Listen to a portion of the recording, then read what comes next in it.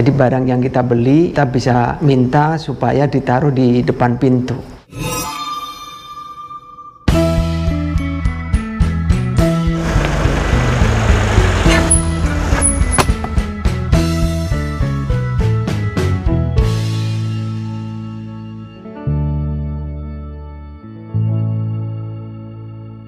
Belanja online di Korea prinsipnya sama seperti di Indonesia. Banyak pilihan online shop di sini seperti Coupang, Gmarket, Naver, dan lain-lain.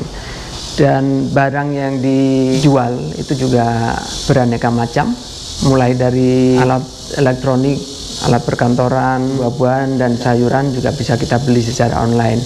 Ada supermarket semacam Imart atau Hyundai Mall, mereka juga membuka layanan online. Kalau kita belanja sayuran misalnya, nanti pagi-pagi sebelum jam 6 itu barang sudah diantarkan. Dari banyak toko online ini saya pernah pakai Gmarket dan Coupang. Dan Coupang yang paling sering saya pakai ketika saya belanja sesuatu. Toko online ini sangat membantu sekali. Pernah waktu itu saya mau nyari French press, alat untuk seduh kopi. Itu saya cari offline di mana-mana, nggak ketemu. Saya nggak tahu lokasinya di mana. Kemudian saya coba cari di Coupang secara online, dan ternyata di sana banyak pilihan, dari harga juga macam-macam. Ya, belanja online ini sangat memudahkan, banyak pilihan barang, dan dari segi harga juga bisa dibilang lebih murah, dan yang pasti juga praktis ketika kita beli secara online. Karena saya sering belanja di Coupang, jadi saya bisa cerita banyak tentang layanan online yang saya rasakan di salah satu toko online yang ada di Korea Selatan ini. Di Coupang ini bisa dikatakan kita bisa cari barang apa saja, dan dari harga juga kita bisa pilih. Coupang ini bisa dibilang sama seperti kalau di Indonesia itu Tokopedia atau Bukalapak atau Amazon gitu ya, Shopee juga. Jadi marketplace sebenarnya. Jadi pedagangnya banyak, kita belanja di Coupang ini yang mengatur sistem pembayaran, pengiriman ke pembeli. Nah, di Coupang ini ada satu layanan pengiriman barang yang waktu saya belanja dulu di Tokopedia maupun Bukalapak atau di Amazon, tidak ada pilihan layanan untuk barang itu ditaruh di depan pintu, atau di sini disebutnya munap. Mun itu pintu up itu di depan. Coupang punya layanan ini dan juga toko online lain di Korea ini. Jadi barang yang kita beli, kita bisa minta supaya ditaruh di depan pintu begitu saja. Jadi ketika kita datang, misalnya kita lagi bepergian, itu barang sudah ada di depan pintu. Dan ini aman-aman saja, tidak ada masalah. Ya, selama saya belanja online berpuluh-puluh kali, belum pernah kejadian barang itu misalnya hilang, itu belum pernah. Jadi selalu barang itu ada di depan pintu. Ini juga mungkin salah satu layanan juga untuk menghargai privasi pembeli yang tidak mau diganggu. Kenapa pengiriman barang bisa dilakukan cukup ditaruh di depan pintu? Bisa jadi karena faktor keamanan yang bagus di sini.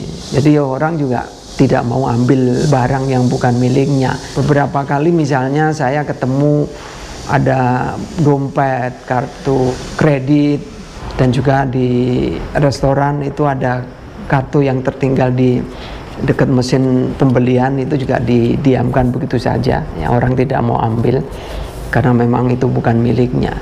Karena faktor keamanan yang lumayan bagus itu, layanan barang ditaruh di depan pintu memungkinkan untuk dilakukan.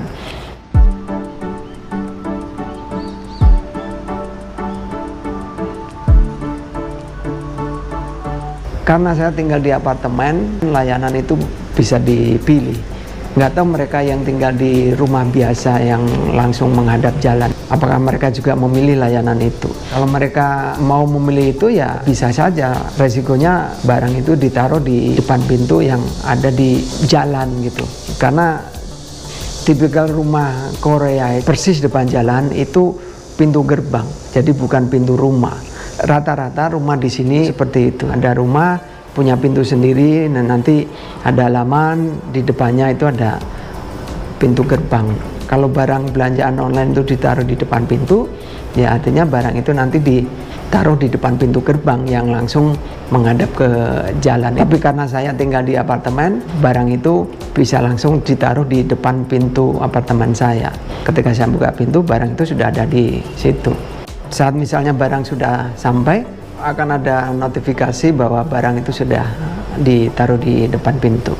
Kadang-kadang barang itu ditaruh begitu saja, ada juga yang naruh kemudian mereka ngetuk pintu dan pergi gitu saja tanpa perlu untuk ketemu dengan si pembeli.